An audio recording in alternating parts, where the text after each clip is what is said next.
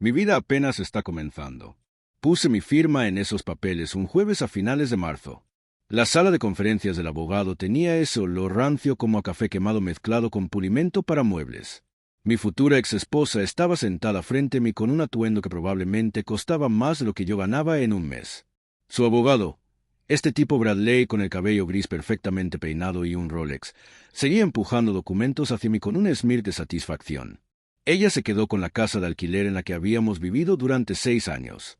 El propietario cambió el contrato de arrendamiento a su nombre. Ella se llevó el Honda que habíamos comprado juntos 3 años antes. Yo me quedé con el viejo Toyota con casi 200,000 millas que le costaba arrancar cuando hacía frío. Ella se llevó la mitad de nuestros ahorros conjuntos.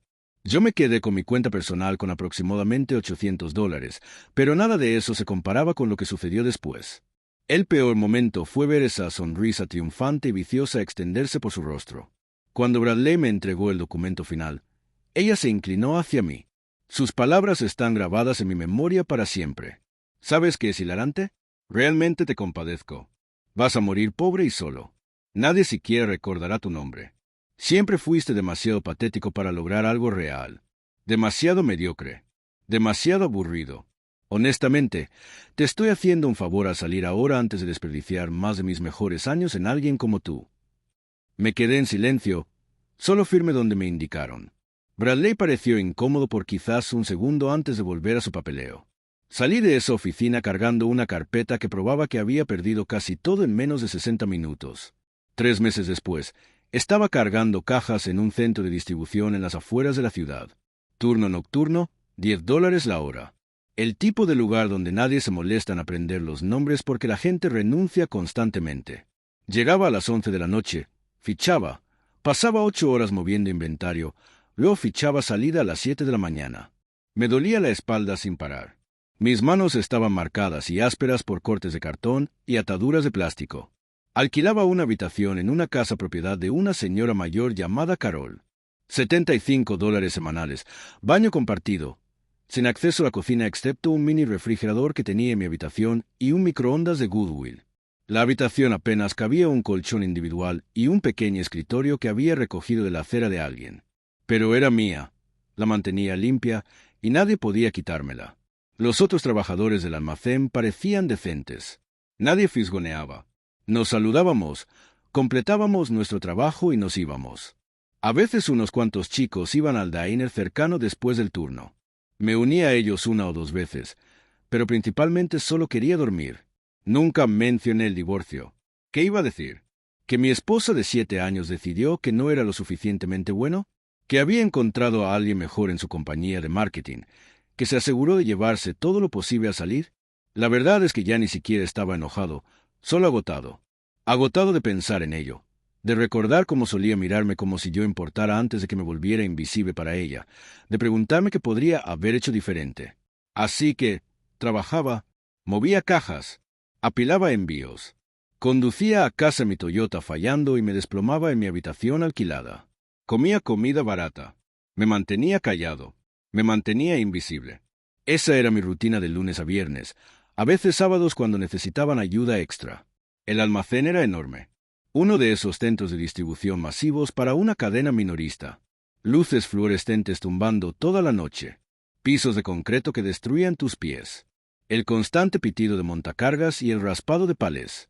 Mi supervisor, Esteve, era de unos 40 y tantos, con sobrepeso, ceño fruncido permanente. Solo le importaba cargar los camiones a tiempo. Si hacías tu trabajo, te ignoraba. Apreciaba eso. No necesitaba motivación ni basura de unión de equipo. Necesitaba un cheque. Sucedió un jueves por la noche, aproximadamente 3 meses después de que el divorcio se finalizara. Estaba en la sección trasera organizando un envío de electrodomésticos de cocina. Mi turno casi terminaba. Estaba debatiendo si tenía energía para comprar leche o simplemente saltarme el desayuno otra vez. Fue entonces cuando oí a alguien llamando mi nombre. No solo mi nombre de pila, sino mi nombre completo. La forma en que alguien lo diría si realmente me conocía de antes de que todo colapsara. Me giré confundido. El tipo que se acercaba parecía completamente fuera de lugar. Pantalones oscuros, camisa de botones, sin corbata, pero demasiado formal para un almacén a las 6 de la mañana. Tenía aproximadamente mi edad, quizás un poco mayor, cabello oscuro, encaneciendo en los lados. Me parecía familiar, pero no podía ubicarlo inmediatamente. Se detuvo a unos pocos pies de distancia, manos en los bolsillos, y sonrió. No con arrogancia, no con lástima, solo genuinamente. Me tomó 3 semanas rastrearte, dijo. No eres fácil de encontrar cuando no quieres que te encuentren. Dejé mi caja. Mi cerebro estaba luchando por ponerse al día. ¿Quién era este? ¿Cómo me conocía? Entonces llegó el reconocimiento. La voz, su postura, la cicatriz encima de su ceja izquierda de cuando habíamos intentado mover equipo de servidores y se había golpeado la cabeza. Marcus, dije. Él asintió. Sí, ha pasado un tiempo. Marcus Sullivan, mi socio de negocios de otra vida. De cuando tenía, ya sabes, 25 años y era lo suficientemente ingenuo para pensar que podíamos construir algo importante. De cuando habíamos trabajado 16 horas al día escribiendo código en un apartamento apretado, sobreviviendo con fideos instantáneos y sueños antes de que yo abandonara todo eso por un trabajo regular y una vida regular, y una esposa que eventualmente decidió que regular no era suficiente. ¿Qué haces aquí?, pregunté. Mi voz sonaba extraña. No había tenido una conversación de más de 2 oraciones en semanas. Marcus miró alrededor del almacén, luego de vuelta a mí. Necesitamos hablar. ¿Tienes tiempo para un café después de tu turno? Dudé. No tenía idea de qué podría querer después de 15 años de silencio. Pero algo en su expresión me dijo que esto no era casual. Esto era algo serio. Algo que lo había hecho rastrearme hasta un almacén en medio de la nada a las 6 de la mañana. Sí, dije finalmente. Termino en 1 hora. Él asintió. Hay un diner a 2 cuadras al este. Te esperaré allí. Luego se giró y caminó de vuelta hacia la salida, dejándome parado allí con un palé a medio cargar y más preguntas de las que había tenido en meses. Esteve vino por la esquina, portapapeles en mano, frunciendo el ceño hacia mí. ¿Estás tomando un descanso o qué? No, dije, agarrando otra caja. Solo terminando. Pero mis manos temblaban. Y por primera vez en 3 meses, sentí algo además de agotamiento. Me sentí despierto. El diner era típico. Se veía igual a las 6 de la mañana que probablemente a las 6 de la tarde, cabinas de vinilo desgastadas, azulejos a cuadros, mostrador con exhibidores de pasteles giratorios. El tipo de lugar donde el café era horrible, pero nadie se quejaba porque al menos estaba caliente. Marcus estaba sentado en una cabina de esquina cuando llegué. Ya había pedido 2 cafés. Me deslicé frente al todavía con mi uniforme de almacén, oliendo a cartón y sudor. No parecía molestarle. «Te ves diferente», dijo. «Sí, bueno, 15 años hacen eso». Él sonrió ligeramente. «¿Sabes a qué me refiero? Te ves como si hubieras pasado por el infierno». Tomé el café. Era amargo y quemado. Exactamente lo que esperaba. «¿Por qué estás aquí, Marcus? ¿Cómo me encontraste siquiera?» «Contraté a alguien. Investigador privado. Costó unos 2,000, pero valió la pena». Sacó una carpeta de una bolsa mensajera y la colocó en la mesa. «Necesito mostrarte algo, y necesito que realmente escuches antes de decidir que he perdido la cabeza». Miré la carpeta. «Ok, ¿recuerdas el software? El proyecto que construimos allá por 2009. Casi me río. El sistema de inventario. Marcus, eso fue hace una eternidad. Nunca siquiera lo lanzamos correctamente. La compañía entera colapsó después de 6 meses. Recuerdo que te fuiste. Conseguiste ese trabajo de soporte técnico. Dijiste que necesitabas algo estable, algo con cheques reales. Si recuerdo, tenía 26, quemado, quebrado y convencido de que había desperdiciado un año persiguiendo un sueño imposible. Marcus había estado molesto cuando renuncié, pero nos separamos en buenos términos. Solo perdimos contacto después de eso. La vida pasó. Nunca te culpé por irte, continuó Marcus. Pero no pude dejarlo ir. Seguí trabajando en ello. Lo mejoré. Encontré un par de inversionistas que creían en lo que habíamos empezado. Financiamiento pequeño, nada loco, pero suficiente para continuar. Eso es genial, hombre, genuinamente. Pero, ¿qué tiene que ver eso conmigo? Marcus abrió la carpeta. Dentro había documentos legales, páginas de texto denso con secciones resaltadas. La giró para que yo pudiera ver. Cuando formamos la compañía, presentamos papeles de incorporación. Tú tienes el 40%. Yo tengo el 40%. Teníamos un tercer socio. ¿Recuerdas a Dennis, que hizo nuestra financiación inicial? Él tenía el 20%. Vagamente recordaba a Dennis. Un tipo mayor, tenía dinero que estaba dispuesto a arriesgar en dos chicos con grandes ideas. No había pensado en él en años. Ok, dije lentamente. Pero me fui. Me alejé. Pensé que eso era todo. No firmaste nada renunciando a tus acciones. Solo dejaste de aparecer. Y nunca te pedí que firmaras nada porque pensé que tal vez algún día volverías o tal vez necesitaría encontrarte. Así que establecí un fideicomiso. Puse tu 40% en él. Lo protegí. Lo mantuve separado de todo lo demás. Dejé mi taza de café. ¿Por qué harías eso? Porque lo construimos juntos. La base, el código central, todo el marco.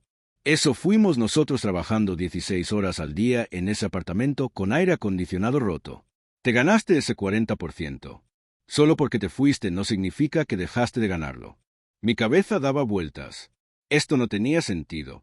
La gente no hacía cosas como esta, especialmente en los negocios. Marcus, aprecio el sentimiento, pero no entiendo qué me estás diciendo. ¿Vendiste la compañía o algo? ¿Estás tratando de darme algún pago? Se reclinó y por primera vez vi lo agotado que parecía. ¿Cuánto peso había estado cargando esto? El mes pasado, una compañía llamada Portman Technologies hizo una oferta para adquirirnos. Son masivos. Software empresarial, contratos gubernamentales, todo. Querían nuestra plataforma de inventario porque se integra con sistemas a los que nadie más puede acceder. Tomó 2 años de negociaciones, pero hace 3 semanas el acuerdo se cerró. Sentí algo frío asentarse en mi estómago. ¿Cuánto? 11.7 millones. El Daine de repente se sintió muy pequeño y muy ruidoso. Alguien dejó caer platos en la cocina. Un camión pasó afuera. La luz fluorescente sobre nuestra cabina zumbaba. Tu 40%, dijo Marcus en voz baja. Después de impuestos y honorarios legales sale alrededor de 4.7 millones. No podía hablar. Literalmente no podía formar palabras. Solo me quedé allí mirándolo, esperando que se riera me dijera que esto era una broma elaborada. No se rió. Solo empujó la carpeta más cerca. Todo está ahí. Los documentos del fideicomiso, el acuerdo de adquisición, tu información bancaria está desactualizada, obviamente, pero tendremos que actualizarla. Hay una abogada esperando para hablar contigo. Se llama Jennifer Parks. Es excelente. Te guiará por todo. Esto no es posible. Finalmente logré decir.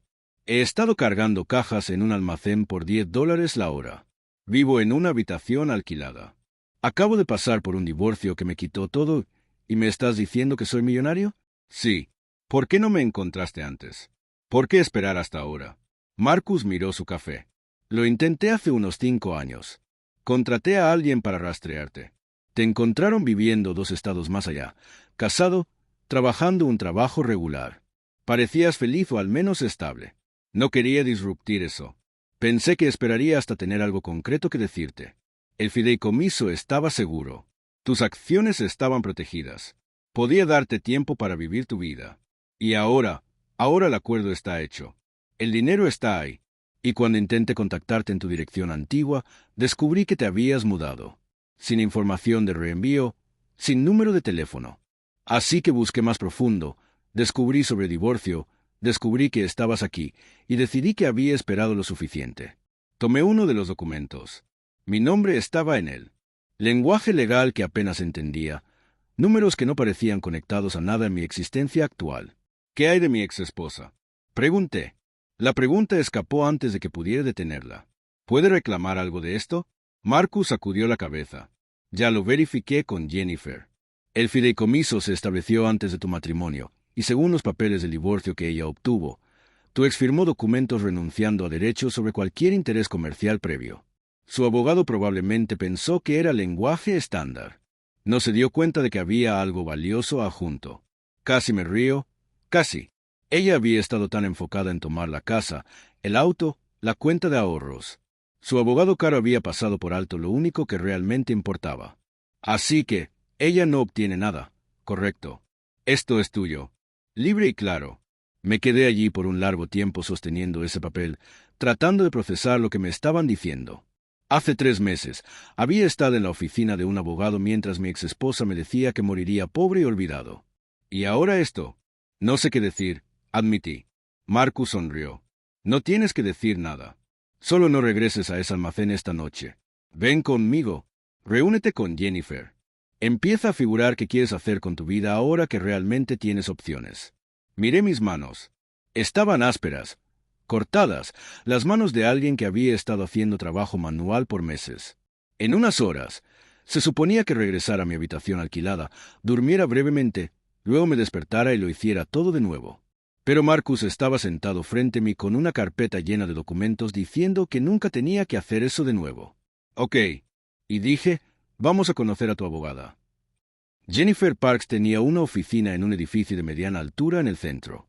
No ostentosa, pero profesional. El tipo de lugar que decía que era exitosa sin intentar intimidarte. Tenía quizás 50 años. Ojos agudos detrás de gafas elegantes, apretón de manos firme. He estado ansiosa por conocerte, dijo mientras nos sentábamos en su sala de conferencias. Marcus nos había conducido directamente allí desde el diner. Yo todavía estaba con mi ropa de almacén, sintiéndome completamente fuera de lugar, rodeado de muebles de caoba y diplomas enmarcados. Ella expuso todo. Los documentos de incorporación originales de 2009, el fideicomiso que Marcus había establecido en 2011, el acuerdo de adquisición de hace 3 semanas, estados de cuenta bancarios mostrando el dinero actualmente en escro esperando que yo lo reclamara. ¿Esto es legítimo? Pregunté por probablemente la 5ª vez completamente. Verifiqué cada documento personalmente. El IRS ha sido notificado. Los impuestos están manejados. Una vez que proporciones información bancaria actualizada y firmes la autorización de transferencia, los fondos estarán en tu cuenta en 3 días hábiles. Miré a Marcus. Estaba sentado en silencio dejando que Jennifer hiciera su trabajo. Él ya sabía todo esto. Había vivido con este conocimiento por semanas, quizás meses, mientras yo había estado cargando palés y comiendo cenas del menú de $1. ¿Por qué realmente hiciste esto?, le pregunté. Podrías haber reclamado que mis acciones estaban abandonadas. Podrías haber reestructurado la compañía. Podrías haber hecho una docena de cosas que te habrían dado mi porción. Marcus estuvo callado por un momento. Luego dijo, mi papá trabajó para la misma fábrica por 30 años. Cuando redujeron personal, le dieron 2 semanas de aviso y un apretón de manos. Sin pensión, sin indemnización, solo se fue. Murió 5 años después, amargado y quebrado. Vi lo que eso le hizo a él, lo que le hizo a nuestra familia. Se inclinó hacia adelante. Cuando empezamos esa compañía, éramos socios reales. Pusiste las mismas horas que yo. Escribiste la mitad de ese código. El hecho de que te fueras porque necesitabas estabilidad no borra lo que contribuiste. No iba a convertirme en el tipo de persona que finge que la lealtad solo importa cuando es conveniente. Sentí algo apretarse en mi pecho.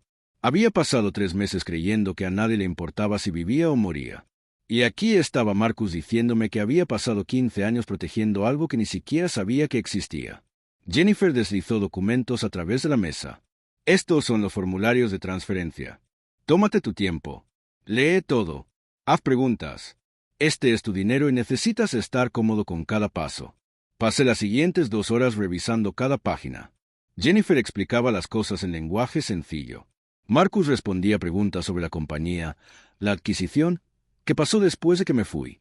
Era surrealista estar en esa oficina, aprendiendo sobre todo un capítulo de existencia que me había perdido.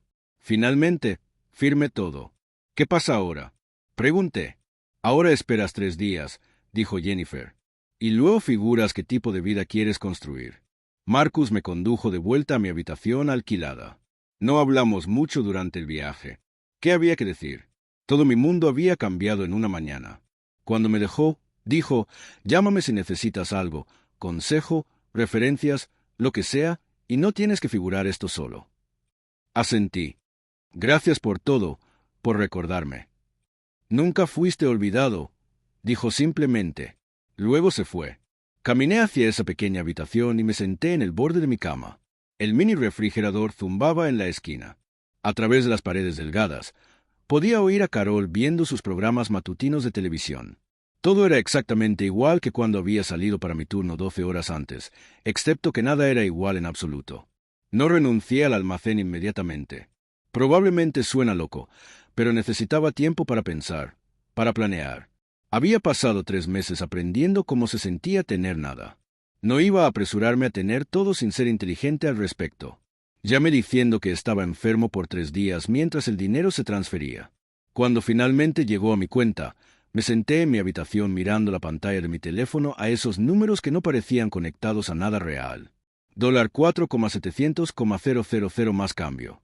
Abrí una nueva cuenta corriente en un banco diferente. Transferí 50,000 a ella para gastos inmediatos. Dejé el resto en una cuenta de ahorros de alto rendimiento hasta que pudiera hablar con un asesor financiero. No iba a ser estúpido con esto. Había visto demasiadas historias sobre ganadores de lotería que estaban quebrados de nuevo en 5 años. Al día 4, regresé al almacén. Esteve parecía sorprendido de verme. Pensé que habías renunciado, dijo. Solo necesitaba unos días. Estoy de vuelta ahora. Trabajé 2 semanas más, turnos completos, cargué cajas, apilé palés, mantuve la cabeza baja. Algunos chicos preguntaron si me sentía mejor. Dije que sí. Nadie insistió en detalles. Durante esas 2 semanas hice mi planificación. Me reuní con un asesor financiero que Jennifer recomendó. Configuré inversiones. Hablé con un abogado fiscal. Me aseguré de que cada dólar estuviera contabilizado y protegido. Compré una casa. Nada extravagante. 3 dormitorios, 2 baños, barrio decente, buenas escuelas, aunque no tenía hijos. El tipo de lugar que se sentía sólido, permanente, mío. Pagué en efectivo. El agente del vendedor parecía confundido, pero no discutió. Compré una camioneta. Ford, 7 años, bien mantenida, 30,000 millas. Confiable, el tipo de vehículo que duraría otra década. Pagué en efectivo por esa también. Configuré pagos automáticos para servicios públicos, seguro, todo. Me aseguré de tener 6 meses de gastos en cheque en todo momento. Puse una parte en cuentas de retiro, invertí el resto conservadoramente. No estaba tratando de hacerme más rico. Estaba tratando de mantenerme estable. Y empecé a pensar en qué realmente quería hacer con mi vida. Ahora que la supervivencia no era el único objetivo. En mi último día en el almacén, Esteve me apartó durante el descanso. ¿Estás dando aviso? Sí, las 2 semanas terminan mañana. Aprecio el trabajo, pero encontré algo más. Él asintió, no preguntó, solo dijo, eres confiable. Eso cuenta para algo. Terminé mi turno. Fiché salida por última vez, caminé a mi camioneta en el estacionamiento mientras el sol salía. Me senté allí por un minuto mirando el almacén, pensando en esos 3 meses. No los lamentaba. Me habían enseñado algo importante. Me habían mostrado que podía sobrevivir, que podía perder todo y aún levantarme al día siguiente. Eso valía la pena saberlo. Pero había terminado de sobrevivir. Era hora de realmente vivir. Conduje a mi nueva casa. Estaba vacía excepto por un colchón y algunas cosas básicas. Había estado mudándome lentamente de la casa de Carol durante la semana pasada. Ella había estado feliz por mí cuando le dije que había encontrado un mejor trabajo y me mudaba. Le di $200 extra cuando me fui. Intentó rechazarlos. Insistí. Me paré en la sala de mi casa en la luz de la mañana temprana y sentí algo que no había sentido en mucho tiempo. Paz. Paz real y genuina. Mi teléfono vibró. Texto de Marcus. ¿Cómo es el nuevo lugar? Sonreí y escribí de vuelta, tranquilo de una buena manera. Aparecieron 3 puntos. Luego, bueno, te lo ganaste. No dejes que nadie te diga lo contrario. Miré alrededor de la habitación vacía. Pensé en mi exesposa, donde quiera que estuviera, probablemente aún pensando que había ganado. Aún pensando que yo iba a morir pobre y olvidado. No tenía idea. Y por ahora, estaba perfectamente bien manteniéndolo así. Pasé el primer mes en mi nueva casa solo existiendo. Sin drama, sin grandes planes. Me despertaba cuando quería, hacía café en mi propia cocina, me sentaba en mi porche trasero y veía a los vecinos pasear a sus perros. Era aburrido de la mejor manera posible, pero no estaba hecho para no hacer nada para siempre. Para la semana 6, estaba inquieto.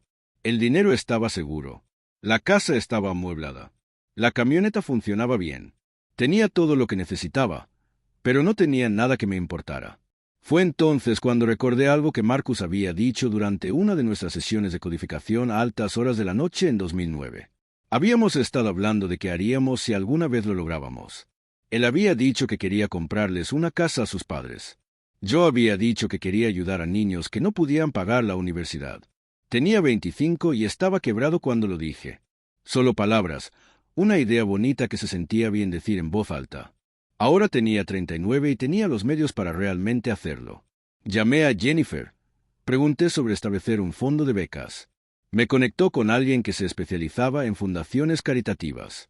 En 3 semanas, tenía todo estructurado correctamente. Un fondo específicamente para estudiantes de familias de bajos ingresos que querían estudiar ciencias de la computación o ingeniería de software. No un fondo enorme, pero suficiente para cubrir matrícula completa y gastos para 5 estudiantes por año. Lo nombré el Fondo Educativo Sullivan Patterson, el apellido de Marcus y el mío. Cuando se lo dije, me llamó idiota por incluir su nombre. Luego donó $50,000 a él. Las primeras solicitudes de becas llegaron 2 meses después. Leerlas dolía. Estos chicos eran yo 15 años atrás. Inteligentes, ambiciosos, completamente excluidos de oportunidades porque sus familias no podían pagarlas. Seleccioné 5 beneficiarios, envié cartas de aceptación personalmente. Uno de ellos, un chico llamado Daniel del Sousire, me llamó llorando cuando recibió la carta. Dijo que había estado trabajando 2 empleos para ahorrar para colegio comunitario. Dijo que no pensaba que alguien como él pudiera realmente ir a una universidad de 4 años. Le dije que se lo había ganado, que alguien me había dado una oportunidad una vez y ahora yo estaba pagándola adelante. Eso se sintió mejor que cualquier auto caro o vacaciones lujosas jamás podrían. También empecé a consultar. La compañía de Marcus, ahora propiedad de Portman Technologies, necesitaba ayuda integrando el software en su infraestructura más grande. Me ofrecieron un contrato, trabajo remoto, horas flexibles, pago decente además de todo lo demás. Lo tomé porque extrañaba codificar, extrañaba resolver problemas, extrañaba sentirme útil. No estaba tratando de construir otra compañía. Solo quería trabajar en cosas que importaran sin la presión de la supervivencia colgando sobre cada decisión. La vida entró en un ritmo. Trabajaba mañanas, usualmente desde mi oficina en casa o una cafetería del centro. Tardes. Hacía recados, trabajaba en la casa, me reunía con el coordinador de la fundación. Tardes. Cocinaba cena, leía, veía lo que quisiera. Fines de semana. Conducía a tiendas de ferretería, recogía suministros para pequeños proyectos. Era tranquilo, simple, exactamente lo que necesitaba. Luego, unos 4 meses después de que el dinero se transfiriera, me topé con Sara. Estaba en una tienda de ferretería mirando brocas cuando oí a alguien decir mi nombre. Me giré y allí estaba ella, la hermana menor de mi exesposa. Parecía sorprendida de verme, pero no infeliz por ello. «Hola», dijo. «Casi no te reconozco. ¿Te ves bien?» «Gracias. ¿Cómo has estado?» «Bien. ¿Ocupada?» «Ya sabes cómo es». Miró mi carrito. Haciendo algunas reparaciones en casa, solo algunos proyectos, manteniéndome ocupado. Hubo una pausa incómoda. Sara siempre había sido decente conmigo durante el matrimonio. Nunca tomó partido durante el divorcio, lo cual apreciaba. Pero sabía que hablaba con su hermana regularmente. Cualquier información que le diera eventualmente regresaría. «Oí que te mudaste», dijo cuidadosamente. «¿Estás bien?» «Quiero decir, después de todo». «Estoy bien. Mejor que bien, en realidad. Las cosas funcionaron». Parecía que quería preguntar más, pero algo en mi tono debió decirle que no insistiera. «Eso es bueno. Me alegro. Te mereces cosas buenas. Aprecio eso». Otra pausa. Luego dijo, «Si alguna vez quieres tomar un café o algo solo para ponernos al día, avísame. Sé que las cosas están raras, pero fuiste familia por mucho tiempo. Eso no desaparece solo». «Lo tendré en mente», dije, aunque ambos sabíamos que no lo haría. Ella asintió, me dio una pequeña sonrisa y se alejó. Esa interacción me dijo todo lo que necesitaba saber. La noticia no había salido aún. Mi exesposa no sabía sobre el dinero, no sabía dónde vivía y no sabía nada, y quería mantenerlo así el mayor tiempo posible. Una semana después, recibí un correo de uno de los beneficiarios de la beca, Daniel, el chico que me había llamado llorando. Me envió una foto de su dormitorio en la universidad, sonriendo como si hubiera ganado la lotería. Dijo que sus clases eran duras pero increíbles. Dijo que no podía creer que esta fuera su vida real ahora. Miré esa foto por un largo tiempo.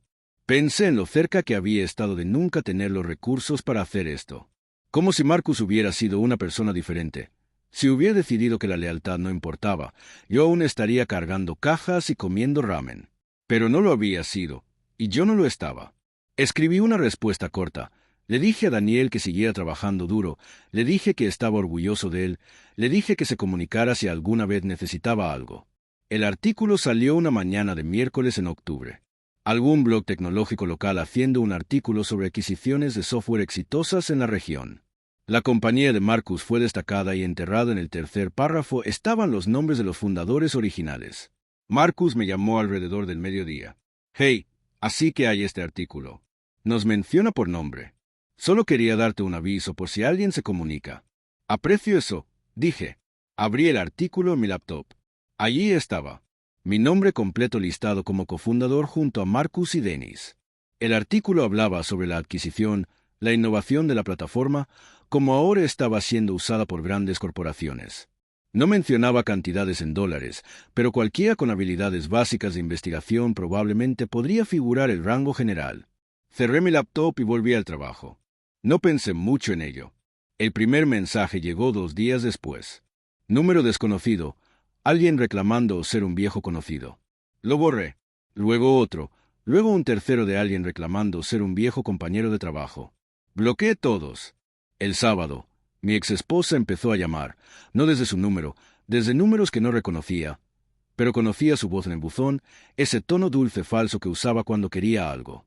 Borré cada mensaje. Llamó una y otra vez, números diferentes cada vez. Bloqueé cada uno. La mañana del domingo, apareció en mi casa. Estaba tomando café en mi porche delantero cuando su auto entró en mi entrada. El Honda, el que se había llevado en el divorcio. Salió, vistiendo jeans y un suéter, cabello recogido, tratando de verse casual, accesible. Me quedé sentado, no me levanté, no la reconocí hasta que estuvo mitad del camino. Bonito lugar, dijo, mirando alrededor. No sabía que te habías mudado. No pensé que necesitara saberlo. Se detuvo a unos pies de los escalones del porche. ¿Podemos hablar solo un minuto? No, por favor. Sé que las cosas terminaron mal. Sé que dije cosas que no debí, pero he estado pensando en todo y solo quiero aclarar el aire. Tomé un sorbo de mi café. No hay nada que aclarar. Estamos divorciados. Terminados. Sigue adelante. Vi el artículo, dijo en voz baja. Sobre la compañía de software, sobre la adquisición. Allí estaba. La razón real por la que estaba parada en mi entrada a las 9 de la mañana un domingo. Bien por ti, dije. Nunca me dijiste que tenías equity en algo así. Nunca preguntaste, y no habría importado durante el divorcio de todos modos. El fideicomiso se estableció antes de que nos casáramos. Tu abogado se aseguró de que firmaras renunciando a cualquier reclamo sobre intereses comerciales previos. ¿Recuerdas? Su rostro palideció. Lo recordaba. Eso era solo papeleo estándar. Él dijo que no importaba. Importaba. Dio un paso más cerca. Mira, sé que te lastimé. Sé que fui dura, pero estuvimos juntos 7 años. Eso tiene que contar para algo. Contaba, tiempo pasado. Luego me dijiste que moriría pobre y olvidado. Qué gracioso como resultó eso. Estaba enojada. No lo decía en serio. Si lo decías. Abrió la boca, la cerró. Intentó de nuevo. ¿Qué quieres que diga? Que estaba equivocada. Bien, estaba equivocada. Obviamente te está yendo bien. Me alegro por ti. ¿Podemos simplemente superar esto? Me puse de pie. Puse mi taza de café en la barandilla del porche. La miré directamente por primera vez desde que llegó. Necesitas irte. No regreses. No llames. No envíes mensajes a través de tu hermana o tus amigos o nadie más. No tenemos nada que discutir nunca. No puedes ser tan frío en serio. Puedo y lo soy. Adiós. Caminé hacia mi casa y cerré la puerta. La trabé. Miré por la ventana mientras ella se quedaba allí por otro minuto, claramente tratando de decidir si debería tocar. No lo hizo. Eventualmente, volvió a su auto y se fue. Mi teléfono vibró. Texto de Sara. Ella está preguntando sobre ti. Dice que quiere disculparse. Le dije que te dejara en paz. Solo quería que lo supieras. Escribí de vuelta. Gracias. Otro texto, esta vez de un abogado que no conocía. Membrete profesional en la firma representando el nombre de mi exesposa respecto a posibles errores en el acuerdo de divorcio. Lo reenvié a Jennifer. Me llamó 5 minutos después riendo. No tienen caso, ninguno. Enviaré una respuesta que cerrará esto permanentemente. Hazlo, dije. Y eso fue todo. La desesperación estaba empezando. Había caminado alejándose de algo valioso porque estaba demasiado ocupada siendo cruel para ver lo que realmente importaba. No me sentí victorioso. Solo me sentí terminado. 6 meses después de que Jennifer cerrara el intento del abogado, mi vida se había sentado en algo que nunca esperé tener. Contentamiento. El fondo de becas estaba prosperando. 10 estudiantes ahora, no solo 5. Marcus había convencido a 2 otros emprendedores tecnológicos para contribuir. Estábamos haciendo una diferencia genuina. Había tomado un rol de consultor senior con Portman Technologies. El trabajo era desafiante y significativo, ayudando a diseñar sistemas que realmente resuelven problemas. Y lo hacía desde mi oficina en casa en mi propio horario por una compensación que se sentía justa. Mi casa se había convertido en un hogar. Había terminado proyectos, plantado un jardín, construido una terraza en el patio trasero, pequeñas cosas que hacía en el espacio mío. Ya no pensaba en mi exesposa. No con enojo, no con amargura. Se había convertido en solo otra persona que solía conocer, alguien que había hecho sus elecciones y tenía que vivir con ellas. Una mañana de martes, estaba en una cafetería que había empezado a frecuentar. Lugar tranquilo, buen wifi, mejor café que el que podía hacer en casa. Estaba revisando código en mi laptop cuando la puerta se abrió y ella entró. Me vio inmediatamente. Se congeló por medio segundo. Podía ver el cálculo sucediendo detrás de sus ojos. ¿Debería irse? ¿Debería acercarse? ¿Debería fingir que no me vio? Tomé la decisión por ella. Asentí. Solo un simple reconocimiento, el tipo de gesto educado que le darías a cualquier conocido. Luego volví a mi laptop. Se quedó allí por otro momento. Luego se giró y salió sin pedir nada. Por la ventana, la vi sentarse en su auto por un minuto antes de irse. Se veía cansada, mayor, como si el peso de sus elecciones finalmente la hubiera alcanzado. No sentí nada, ni satisfacción, ni vindicación, solo la leve conciencia de que este capítulo estaba completamente cerrado. Mi teléfono vibró. Texto de Marcus. Nueva oportunidad de proyecto. ¿Interesado en construir algo desde cero de nuevo? Sin presión. Solo pensé preguntarte. Sonreí y escribí de vuelta, cuéntame más. Porque eso era lo que era mi vida ahora. Movimiento hacia adelante, nuevas oportunidades, ayudando a estudiantes a lograr sueños que pensaban imposibles, trabajando en proyectos que importaban, viviendo en un hogar que poseía, conduciendo una camioneta que me gustaba, pasando tiempo en cosas que me traían paz. No había muerto pobre y olvidado. Estaba vivo, financieramente seguro y construyendo algo significativo. Las personas que importaban conocían mi nombre. Los estudiantes que había ayudado recordarían lo que se hizo por ellos. Marcus nunca me había olvidado, incluso cuando yo me había olvidado de mí mismo. Esa tarde, me senté en mi terraza trasera viendo el atardecer. Mi teléfono sonó. Era Daniel, el primer beneficiario de la beca, llamando para decirme que acababa de aceptar una pasantía en una gran compañía tecnológica. Estaba hablando rápido, emocionado, agradecido. Dijo que iba a pagar adelante algún día, ayudar a otros chicos de la manera en que lo habían ayudado a él. Le dije que le creía porque lo hacía. Después de colgar, me quedé afuera un rato más. El aire era fresco, el cielo estaba claro. En algún lugar al otro lado de la ciudad, mi exesposa probablemente aún estaba procesando lo que había perdido, aún tratando de figurar cómo vivir con sus errores. Pero eso ya no era mi preocupación. Ella había hecho su elección cuando me dijo que moriría pobre y olvidado. Había estado equivocada en ambos, y eso era suficiente. Terminé mi agua, me puse de pie y caminé de vuelta adentro. Mañana hablaría con Marcus sobre ese nuevo proyecto. Este fin de semana me reuniría con el coordinador de la fundación sobre expandir el programa de becas. El próximo mes visitaría una de las universidades donde nuestros estudiantes estaban matriculados. Tenía planes, propósito, paz y honestamente no podía pedir nada más.